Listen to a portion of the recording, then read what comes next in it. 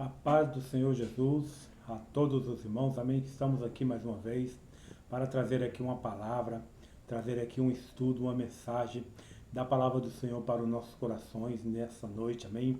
E o tema onde nós vamos trabalhar hoje, meus irmãos, se encontra o tema a doutrina das últimas coisas, um ensino necessário e confortador.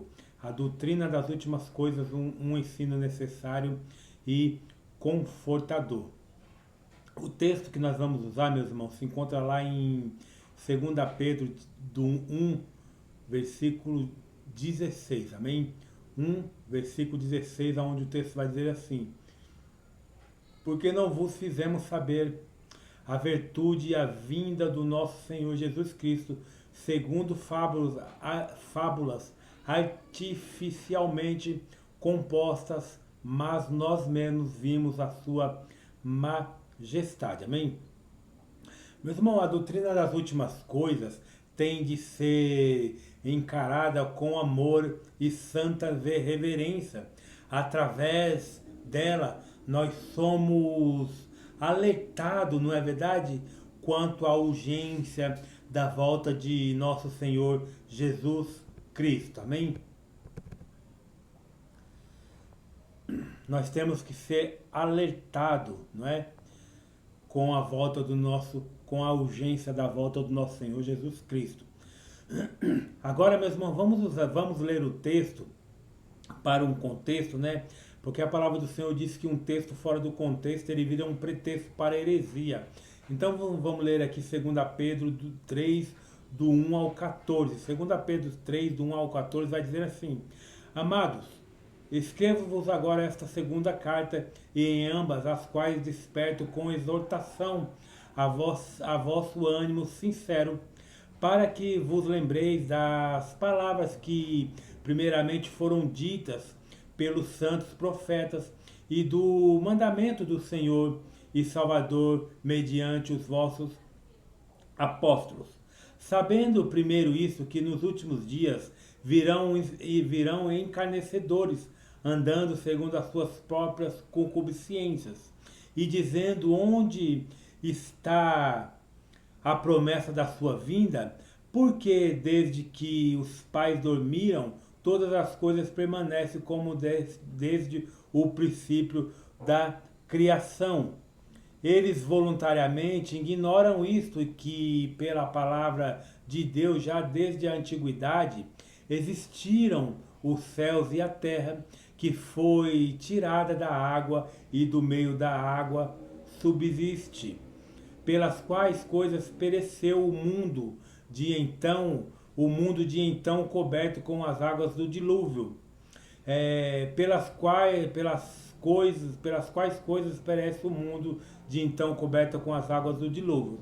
Mas os céus e a terra que agora existem, pela mesma palavra se reservam como tesouro e se guardam para o fogo até o dia do juízo e da perdição dos homens ímpios.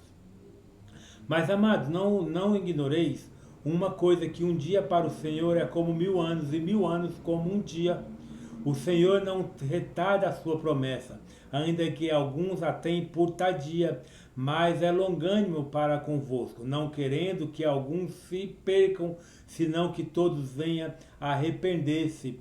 Mas o dia do Senhor virá como ladrão de noite, no qual os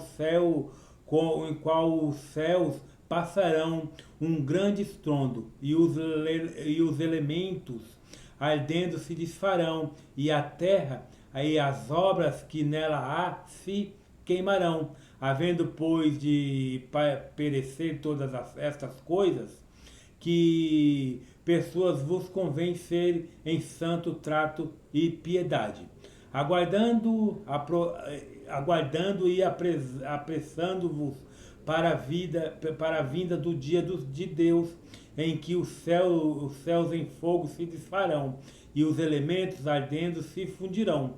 Mas nós, segundo a sua promessa, aguardamos novos céus e nova terra, em que habita a justiça. Pelo que, amados, aguardando essas coisas, procurai que dele sejais achados imaculado e irrepreensível em paz.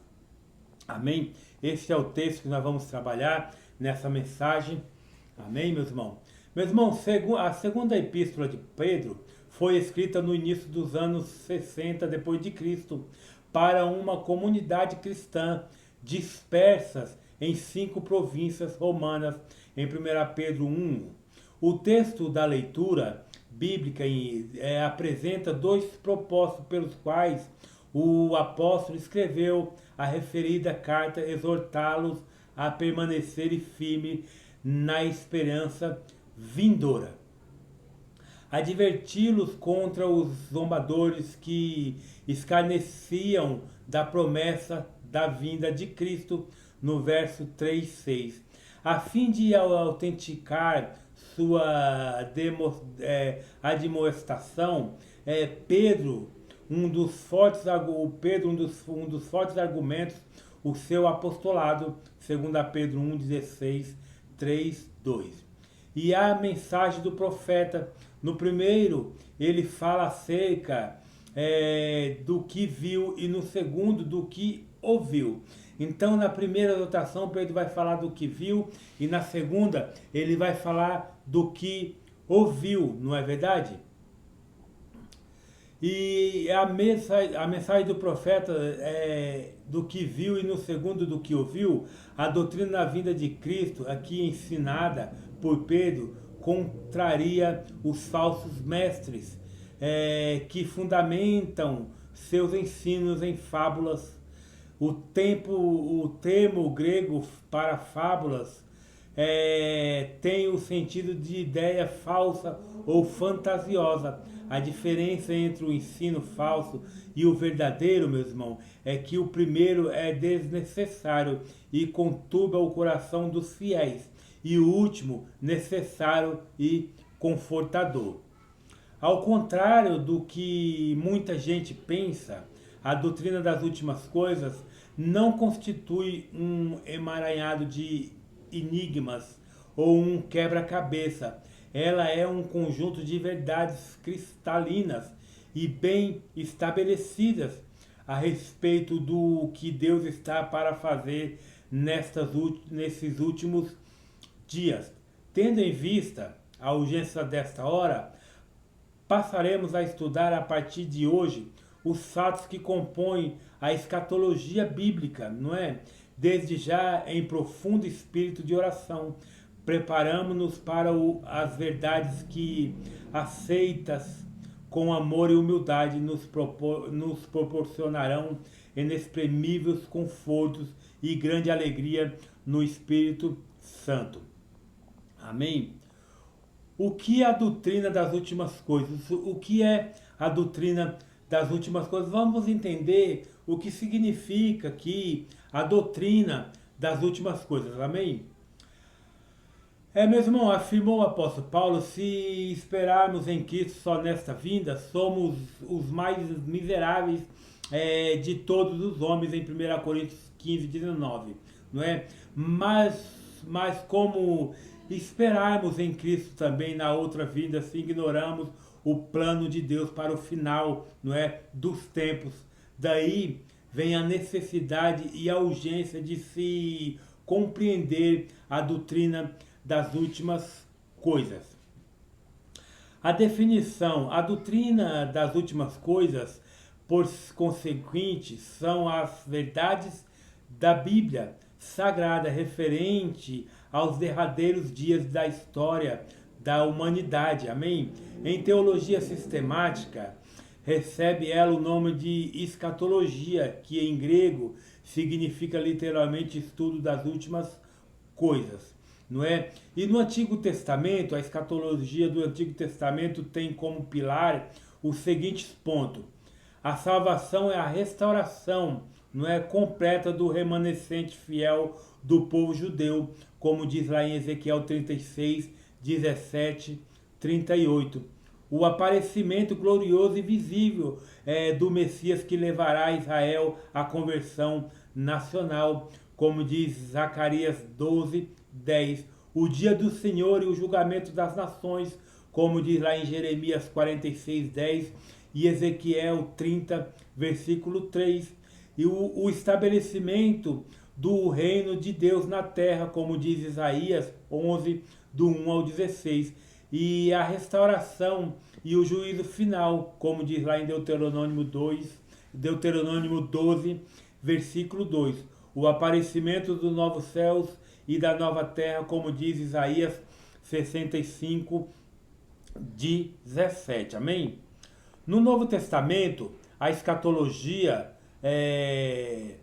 do Novo Testamento trata basicamente dos seguintes assuntos: o arrebatamento da igreja em 1 Tessalonicenses 4, 3, 17, o aparecimento do anticristo em 2 Tessalonicenses 2, do 1 ao 12, a grande tribulação em Mateus 15, 28, o reino milenar de Cristo em Apocalipse 20, do 1 ao 6, e o julgamento final, Apocalipse 20, do 11 ao 15, e a inauguração do perfeito eterno estado tendo a nova e celeste Jerusalém como capital, não é? Como diz lá em Apocalipse 21, do 1 ao 17, não é? Então aqui o Novo Testamento é basicamente isso: o arrebatamento da igreja, o aparecimento do anticristo, a grande tribulação, o reino milenar de Cristo, o julgamento final, a inauguração, não é, da nova Jerusalém,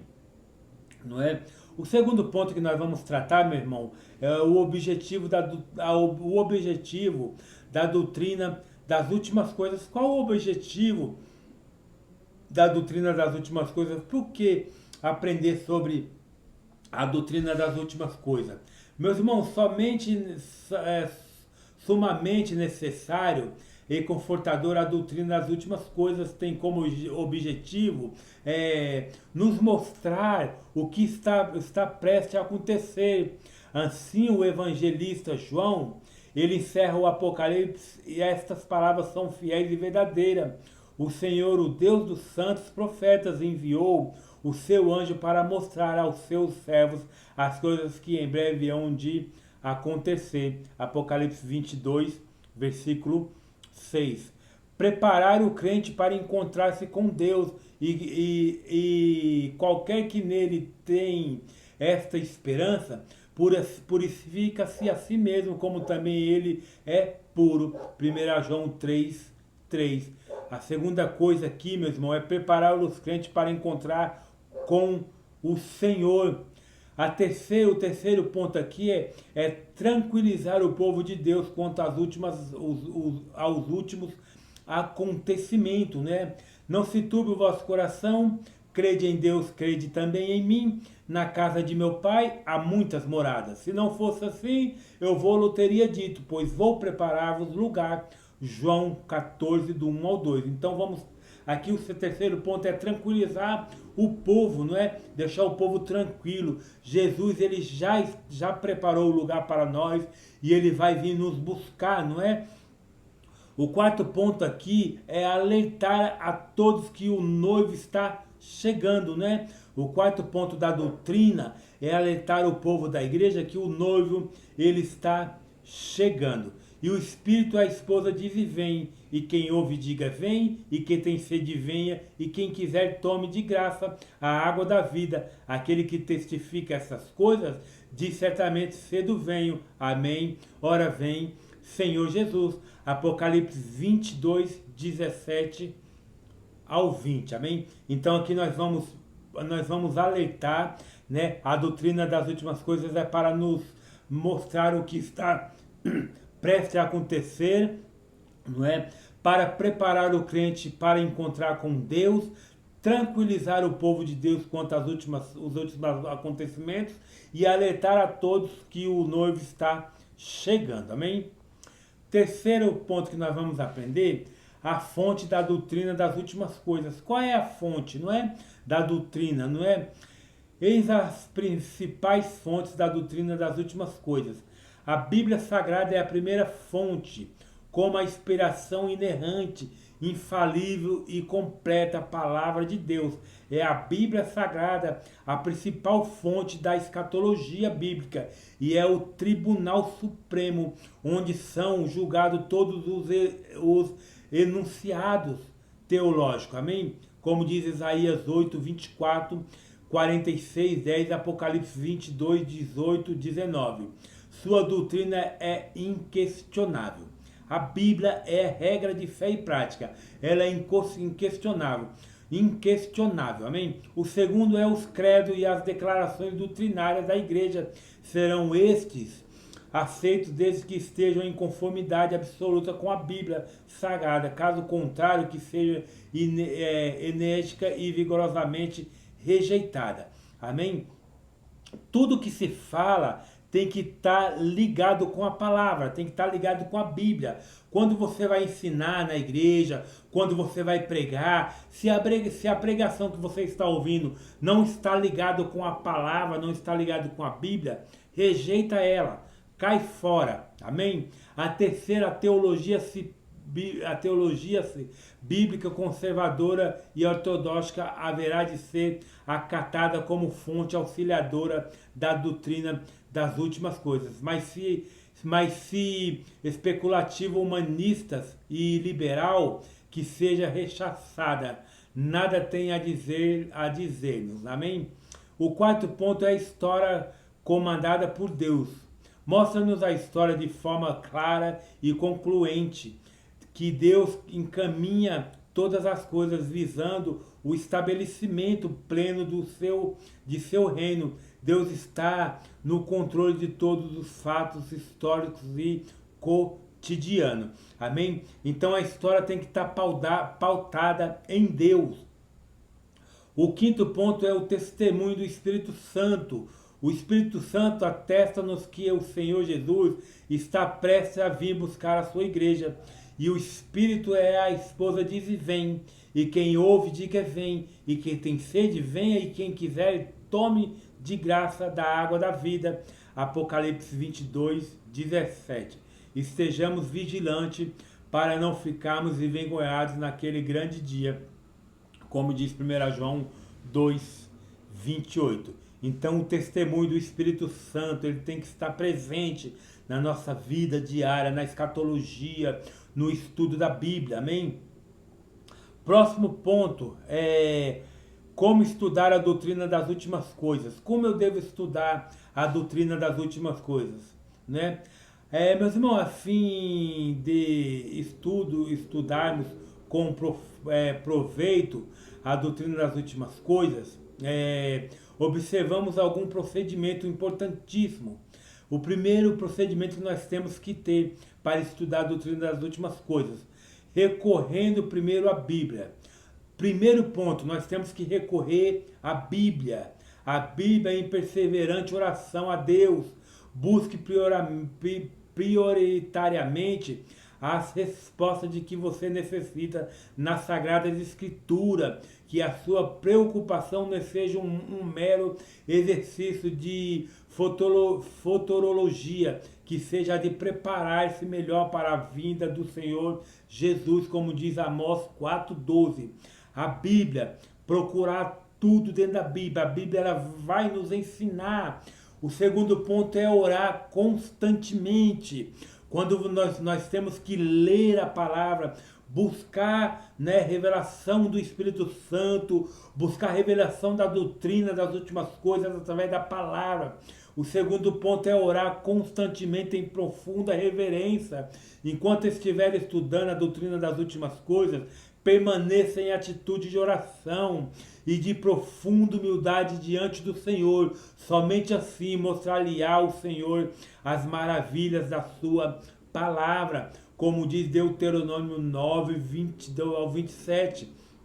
Não é? Temos que estar sempre em comunhão com Deus, em comunhão com a palavra, em comunhão com o Espírito Santo, em oração constante, para que Deus revele aquilo que está em oculto na tua palavra, como diz Deuteronômio, não é? Deuteronômio, deixa eu ver aqui na Bíblia, achar Deuteronômio rapidinho aqui, para eu fazer essa leitura de Deuteronômio, não é? 9, Deuteronômio 9, vai dizer assim, ó. Deuteronômio 9, a partir do 20 ao 27, vai dizer assim, ó. Deixa eu pegar aqui o texto, vai dizer assim, ó. E tomei o vosso pecado, o bezerro que havereis feito, e os queimei com fogo, e o pisei e o moí em pedaços muito pequenos, até que foram pequenos como pó, e lancei o seu pó no ribeiro que descia do monte, e em Tabera, e em Massa, e em Quibrote, Ataava, provocaste a ira do Senhor, do mesmo modo, quando o Senhor vos enviou de Cades Barnea, dizendo, ide, e possuí a terra que vos dei. Então vos rebelarastes contra o mandamento do Senhor, vosso Deus, e não credes nele, nem ouviste a sua voz.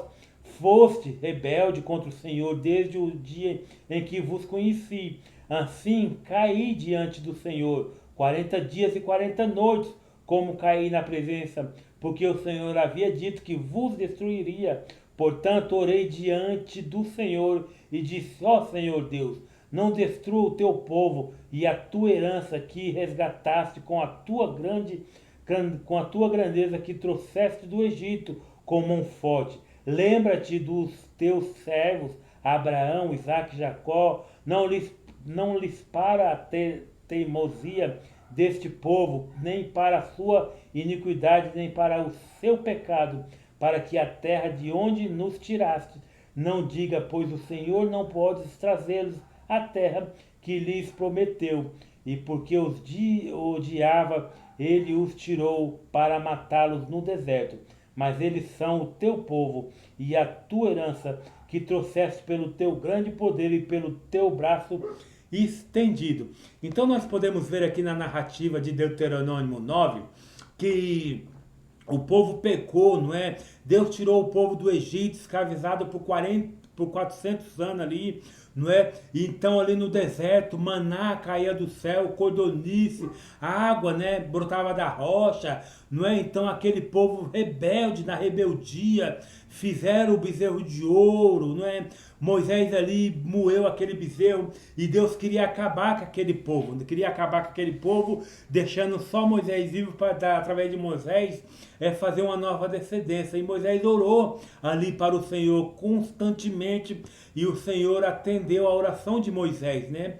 Por causa do pecado daquele povo, e aquele povo ele não foi destruído. Aqui nós já podemos ver o quão é importante a oração, né? A intercessão pelo pecado das pessoas, não é? Nós não fomos levantados para ser juízes de ninguém, meu irmão. Nós somos levantados para interceder pelas pessoas através da oração, não é? E o terceiro é evitar as especulações e as vãs sutilezas da falsa hermenêutica, não é? Então, o primeiro ponto aqui é recorrer primeiro à Bíblia, não é? O segundo ponto é orar constantemente, e o terceiro ponto é evitar as especulações e as vãs sutilezas da falsa hermenêutica. Cuidado com as especulações e as sutilezas da falsa hermenêutica. Lembre-se, há um severíssimo castigo àqueles que, desprezando a palavra de Deus, torcem-na e entregam-se às apostasias, não é? Como diz Apocalipse 21, 18, 19. Atente também para a observação em Tiago 3, 1. Amém? A regra de ouro da verdadeira interpretação bíblica é a palavra de Deus. Interpreta a si mesmo. A própria Bíblia vai interpretar a si mesmo. Essa é a regra, não é? Então nós temos que ler a Bíblia no contexto, o contexto, né? Quem escreveu, por que escreveu, e pode aplicar a nós. Então a regra de ouro da verdadeira interpretação bíblica é a palavra de Deus interpreta-se a si mesmo. A própria Bíblia vai interpretar a Bíblia. A própria palavra do Senhor vai interpretar a palavra do Senhor. Esperando com alegria a manifestação do Senhor da glória acima de tudo. Atenhamos-nos à doutrina das últimas coisas, com indizível alegria, aguardando a chegada do novo amado. O Senhor acha-se às portas. Amém? Então, nós temos que interpretar a Bíblia na luz da Bíblia. Não podemos fazer uma exegese, não é? Porque existe a exegese. A exegese, meus irmãos, é quando você interpreta o texto conforme o que o texto está falando, não é? E a exegese é você colocar no texto aquilo que você acha que o texto está dizendo, aquilo que você quer que o texto diz, ou então as suas próprias ideias, não é? Então isso não é uma exegese, não é? Isso não é uma boa hermenêutica. Deixa que a Bíblia interprete a Bíblia, deixa que a palavra te dá a resposta, né? Vai buscando, vai estudando, vai orando, não é? Que Deus ele vai revelando para você aos poucos, amém? A partir de agora, portanto, dedique-se à escatologia bíblica, não para satisfazer a sua curiosidade acerca do porvir, mas a fim de preparar-se melhor para a chegada do rei. Você está preparado? Já nasceu de novo? Não perca esta oportunidade. Aquele que não nasce de novo não pode ver o reino de Deus, como diz João 3,3. Amém? Temos que nos preparar para a vinda do Senhor, temos que nos preparar para o arrebatamento, temos que preparar para a vinda do Senhor, né? Estudando a palavra, orando, buscando conhecimento, que o Senhor Jesus ele nos ajude, não é, a estudar com santa reverência, não é, os fatos concernentes à tua vida. O Cristo amado não tardes em vir buscar a tua igreja. Amém? O Senhor não tarda a vir buscar a sua igreja. O Senhor ele vem buscar aqueles que são seus. Amém? Que Deus ele venha nos abençoar neste dia. Que Deus ele venha nos dar discernimento. Que o Senhor venha nos dar entendimento. Não é para que nós entendamos a doutrina das últimas coisas. Um ensino necessário e confortador. Jesus ele breve vem. Se você não está preparado, meu irmão, se você não está preparada, minha irmã, se prepare. Lê a Bíblia, estude, vai buscar conhecimento, ore mais, fique com mais intimidade com o Senhor, que o Senhor ele vai abrir a sua mente, ele vai te dar o conhecimento, amém? O conhecimento é para todos, mas são poucos que vão buscar o conhecimento, amém? Esta é a mensagem que eu queria passar para os nossos corações nesta noite, amém? Que Deus ele possa nos abençoar grandemente. Essa mensagem vai ser postada lá no YouTube, que Escola de Teologia Maranata, você que pode, vai lá, compartilhe, nos ajude a crescer mais, nos ajude a alcançar mais alma em nome de Jesus, amém? Deus abençoe a sua vida, Deus te abençoe grandemente e que o Espírito Santo possa te dar sabedoria e discernimento para que você cada dia mais cresça no conhecimento e na graça do Senhor Jesus Cristo, amém? Estude a doutrina das últimas coisas. O Senhor logo virá, amém? Buscar a tua igreja. Deus te abençoe, um forte abraço e um beijo no seu coração. Até a próxima. Tchau.